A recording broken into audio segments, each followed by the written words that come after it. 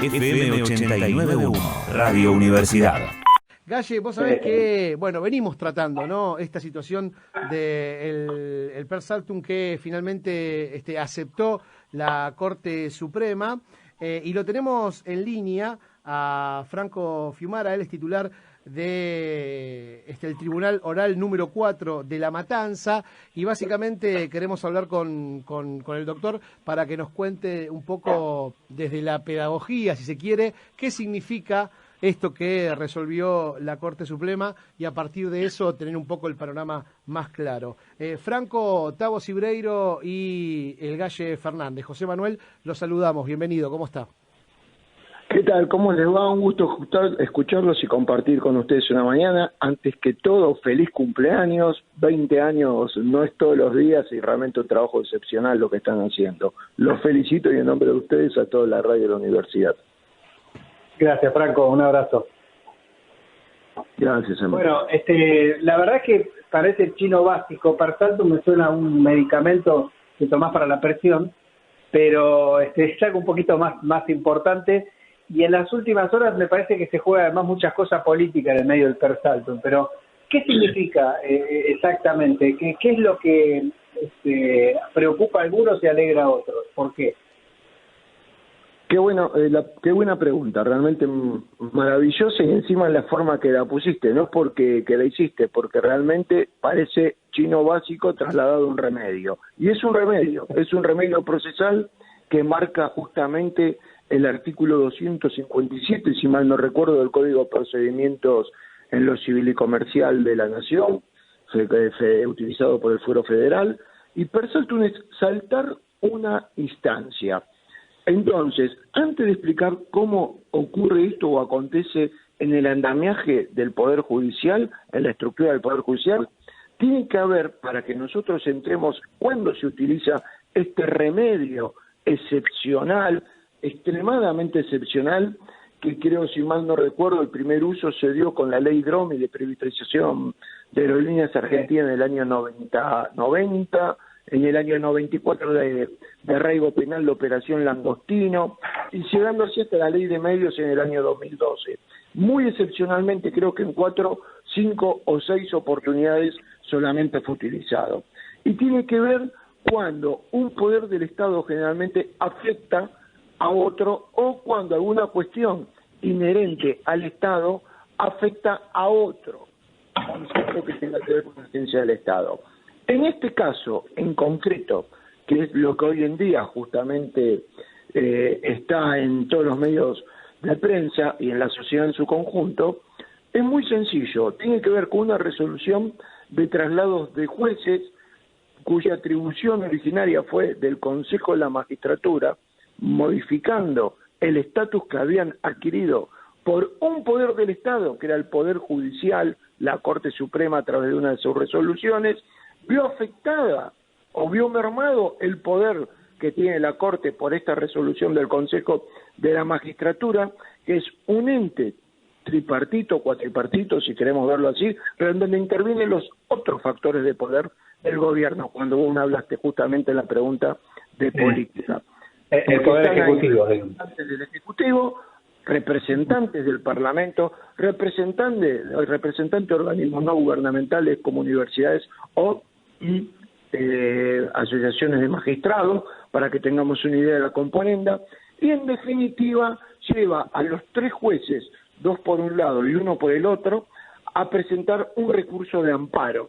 Han hablado por todos nosotros permanentemente, y algo que es muy común cuando está afectado algún derecho privado de algún ciudadano de Argentina. ¿Por qué les explico esto? Por lo que es la resolución por la cual se admite la apertura de este recurso. No sé si se puede tomar una pregunta para seguir explicando, ahora sí, el salto en concreto, pero quise explicarle primero qué eran los bienes afectados, los bienes jurídicos. A ver si entiendo, Franco. Bien, Franco, pregunta del Galle. Si esto fuera una empresa, digamos, es como que los mandos medios digan, no, vos tenés que trabajar en tal sector, vos tenés que trabajar en el otro, y no, mejor acá, y en medio de todo esto aparece el dueño de la empresa y dice, bueno, decido yo. ¿Es así? Sí, pero quisiera llevártelo desde otro punto de vista, porque cuando es una empresa, si hay algún amparo por afectación o hay alguna actividad, eso va directamente al fuero laboral y no tiene que ver el Estado. El poder estatal, poder ejecutivo, poder legislativo y poder judicial, ¿sí? Entonces, ahí quizás si vos me lo pones dentro de lo que es que un poder le dice al otro, esto lo haces así porque lo digo yo, si lo querés que lo explique mal explicado, pero que sea claro. Pero digamos, ahora todo queda digamos, no es que la Corte tomó una decisión, la decisión que tomó la Corte es yo decido, básicamente. Exactamente, pero es que todavía no llegamos a la etapa de decisión, es lo que falta. Por eso. Qué complejo que es esto. Fíjate que los jueces tampoco fueron restituidos para no prejuzgar la Corte. Claro. Por eso te digo, todavía no llegamos a esa etapa. Es lo mismo que vos te cobran un penal y todavía no lo pateaste si estoy festejando el gol. Claro, si lo querés entender. Por eso yo te preguntaba, lo que yo te preguntaba es, lo que se decidió es que va a ser la Corte quien tome la decisión final de esto. Ahora, ahí, la Corte, ¿qué puede decidir? La Corte va a tener la última palabra. Exacto. Entonces, ahora, ¿qué puede decidir? ¿Qué puede decidir la Corte? ¿Cuáles son las opciones? Perfecto. Antes de llegar ahí, te quiero explicar en definitiva la pregunta originaria. Que fue compleja cuando la llevo, creo que la hizo, aunque parecía tan sencilla, y cuál amarañada resulta para explicarla, porque se saltó una etapa, eso es per saltum, saltar una etapa. Esto fue presentado ante una jueza contencioso administrativa, un juez contencioso administrativo, porque hubo dos recursos, dos jueces por un lado, un juez por el otro. Entonces se saltó la etapa de la apelación, el doble conforme, porque no se llegó a escuchar por una cuestión de términos, por la gravedad del hecho, conforme lo manifiestan las resoluciones, la Cámara de Apelaciones no resolvió, sino que pasó directamente a la Corte Suprema. Eso es el per saltum, se saltó una etapa. En la primera instancia pasó directamente a la Corte. Eso es el per saltum, que es un recurso extraordinario, por afectación de un bien jurídico que tiene que ver el Estado. ¿Qué tiene que resolver la Corte ahora? Primero, aceptó resolver la cuestión. Decir, yo decido, como bien marcaron ustedes, yo decido cómo vamos a resolver este conflicto, porque esto puede ser inconstitucional. Y justamente el remedio, digamos, a esto lo tiene la Corte. Cuando hay una ley que es inconstitucional, un acto que puede ser tildado de inconstitucional. La Corte puede resolver dos cuestiones. Decir lo que resolvió el Consejo de la Magistratura, el Senado de la República Argentina y la publicación en el Boletín Oficial del Presidente de la Nación son actos inconstitucionales, porque afectan la decisión de otro poder que es el Contralor justamente del Estado, que es el Poder Judicial.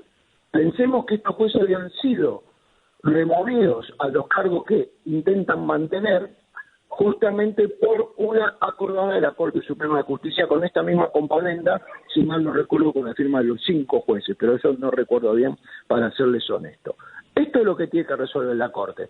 En definitiva, o declaran inconstitucional de todo y lo restituyen sus cargos, o dicen que lo que hizo, reitero, el Consejo de la Magistratura, el Senado y el Presidente de la Nación son actos constitucionales y los remueve del cargo conforme lo hiciese el Senado. No sé si fui claro en el concepto y en la forma que se lo expliqué, pero es muy complejo para explicarlo. Sí, estamos hablando con Franco Fiumara, él es titular del Tribunal Oral Criminal número 4 de La Matanza, acerca del per saltum que la Corte Suprema finalmente aceptó. En relación a las posibilidades, quizás hasta exista una más, que es, que mantengan esos nuevos puestos, esos nuevos cargos, hasta que se encuentren los sustitutos. También esa posibilidad existe, ¿no? Que sea así, y sería una forma de quizás dejar conformes a todas las partes y hasta de patear un poco el problema para adelante. Franco, no sé si lo ves así.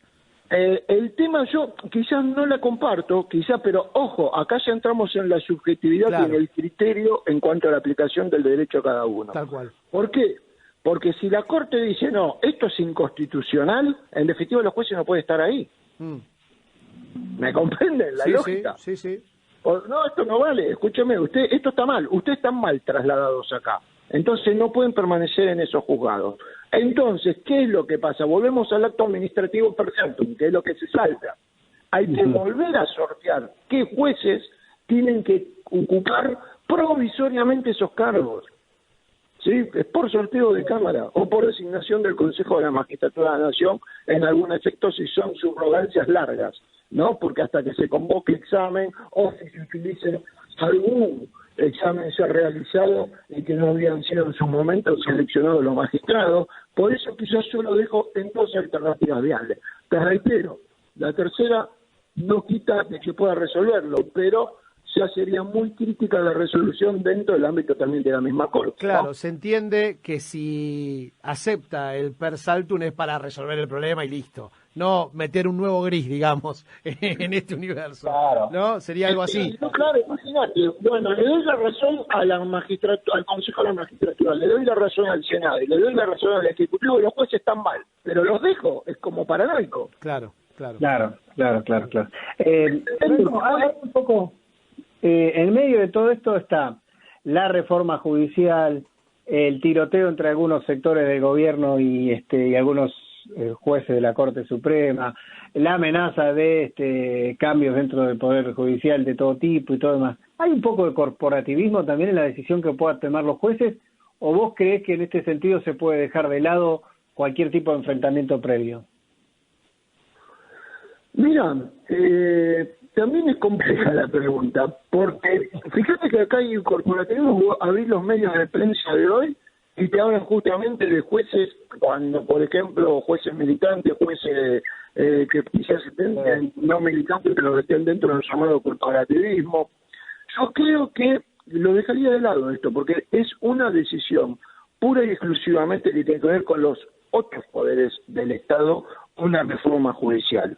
Sí, lógicamente el Poder Judicial tiene que hacer su aporte y los colegios de abogados y las universidades en cuanto al ámbito del derecho, de los departamentos de derecho o las facultades de derecho, tienen bajo otra como componente administrativa, tienen que hacer sus aportes, ¿no? ¿En qué beneficio y de qué forma? Porque en definitiva modificar la justicia federal no es la justicia cotidiana que nos afecta a todos los ciudadanos en el país, ¿no? Sino que tiene que ver justamente con delitos inherentes al Estado o que de alguna forma afectan mayoritariamente al Estado, como la narcocriminalidad.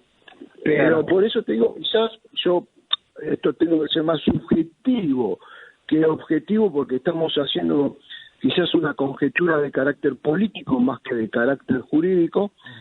Quizás sería un momento para, como decimos en el ámbito del fútbol, parar la pelota, ¿no? Llamar a todas las partes y a todos los sectores a conversar y que salga, en el caso de que haya una modificación, que yo considero que tiene que ser necesario mejorar siempre, permanentemente, la justicia, sentar a todos los actores, saber qué aporte puede hacer cada uno. Entre eso es la Universidad Nacional de La Matanza, ¿no? El Departamento de Derecho, que puede hacer sus aportes inteligentes, porque en definitiva las universidades conocen más las deficiencias locales y las necesidades, ¿no?, de los barrios en cuanto a la administración de justicia, que es algo que muchas veces no se tiene en cuenta, pero la justicia en definitiva se alimenta de los problemas locales. Claro. Pero en este caso vos lo ves un poco más técnico que político. Yo lo veo una cuestión un poquito más técnica lo que habría que hacer. Sí, yo creo Franco, que la justicia, en las condiciones que estamos, es bastante complejo administrar justicia por cuestiones técnicas, con lo que nos pasó con la pandemia, que estuvo virtualmente paralizado, digo virtual, o no quizá virtual porque virtualmente funcionando, pero no podemos realizar los procesos por el traslado de víctimas, de los imputados, por el traslado de los testigos. Es una complejidad bastante enorme como para poderla resolver, digo yo, en este momento tan complejo y tan, digamos, recalentado el ambiente, ¿no? Apelando un poco a esa subjetividad, ¿no?, que aparece inevitablemente también en este tema, y yéndome a lo técnico estrictamente, ¿cuál de las dos decisiones es más fácil de explicar técnicamente? ¿Y cuál quizás genere más dudas, controversias? Soy Tavo Cibreiro, el que te hace...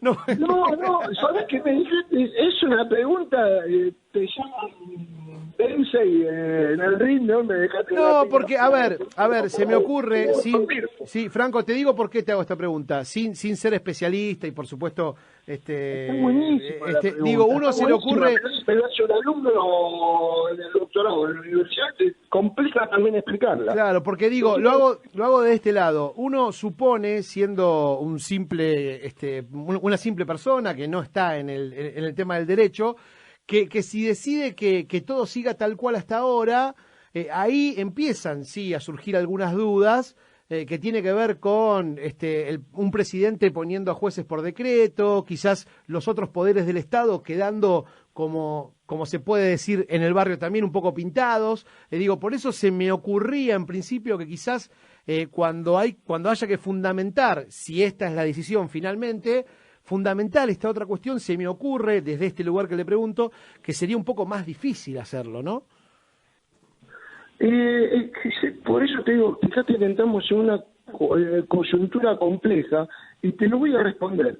En definitiva, la cuestión es justo técnica jurídica de cómo fue implementado la remoción de los magistrados del Consejo de la Magistratura. Ese es el acto que tiene que resolver la Corte. Fíjate cómo te lo simplifico solamente con una cuestión que es más compleja de entenderla aún. Pero la afectación es una resolución del Consejo de la Magistratura.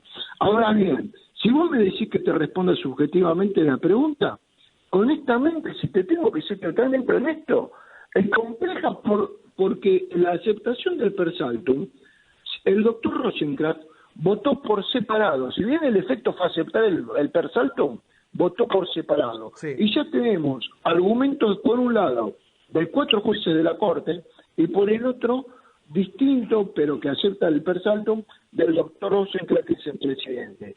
¿Y por qué te marco esto? Los 4 jueces originarios, digamos, el doctor Lorenzetti, Rosati, Hayton de Nolasco, y el doctor Maqueda, ¿sí?, mencionan justamente que todo lo realizado en este orden es de interés de las partes del presente proceso y atañe a la comunidad. Habla de nosotros como sociedad. Qué bueno que vos hablaste de personas en común, que son los afectados. ¿Sí? Pero el doctor Rosenkranz, con otro voto que también acepta el per saltum, ¿sí?, dice que esto es el único remedio justamente para evitar el daño a las instituciones de la República. O sea que fíjate la complejidad del caso para resolver. ¿Me entendés? Porque otros jueces te dicen que es una cuestión que afecta a la comunidad en su conjunto, a nosotros, los ciudadanos comunes de a pie, y por el otro lado, el doctor Rosenkranz te dice, afecta a las instituciones republicanas de la Constitución. O sea, de cualquier manera, sea cual fuera el resultado, me parece que es polémico y que va a haber muchos que se queden, que se sientan que es injusto, como otros que crean que va a ser justo. Es algo así de dividir las aguas por completo, me parece igual, ¿eh? Tal cual, fíjate que todavía tiene que salir. Para mí, si querés, posteriormente a la resolución definitiva, podemos hacer un análisis, pero yo creo que si no, vamos a contribuir a la confusión generalizada y justamente no es la intención nuestra, ¿no?, que es tratar de aclarar un poco la situación. Y tendríamos que quizás esperar el fallo, que va a ser, por demás complejo, extremadamente crítico, va a alegrar a algunos sectores, va a afectar a otros sectores, pero en definitiva no es algo que afecte a la comunidad en su conjunto, ¿no?, en cuanto a lo cotidiano, sino a lo que hace a la estructura de poder del Estado, la afectación ciudadana. Si querés que lo tomemos así, te dice un mix entre ambos votos de los jueces de la Corte. Para lo último, por lo menos de mi parte, ¿cuánto tiempo tiene la Corte o generalmente cuánto tiempo se toma para una decisión como esta? Mira, creo que todavía hay una resolución que lleva años, una resolución de fondo. Yo creo que esto va a ser atípico en cuanto a los tiempos, porque ya mandaron a notificar tanto al procurador interino, al doctor Casal, como también al Poder Ejecutivo Nacional, para que se expidan el término de 48 horas, si mal no recuerdo, sobre la cuestión del tratamiento, y yo creo que esto en 10-15 días va a haber una resolución definitiva, para que va a ser algo atípico en términos, reitero, va a ser muy atípico en términos, cuando generalmente lleva algunos años, y si no, algunos meses, estas cuestiones de la Corte. Franco, agradeciéndote, te propongo, si te parece, si la pasaste bien, y les propongo también a la producción, ¿no?, que están escuchando, que cuando salga el fallo volver a molestarte y charlar un poco para analizarlo en profundidad, ¿te parece? Me parece brillante, jamás me molestan, amigos, para mí siempre es un gusto compartir con ustedes y máxime en este 20 años que, bueno, estamos todos integrando la misma comunidad de la Universidad Nacional de La Matanza. Totalmente. Franco, muchas gracias. Abrazo, Franco. Abrazo grande. Desde la Universidad Nacional de La Matanza, Radio Universidad FM 89.1. Siempre cerca.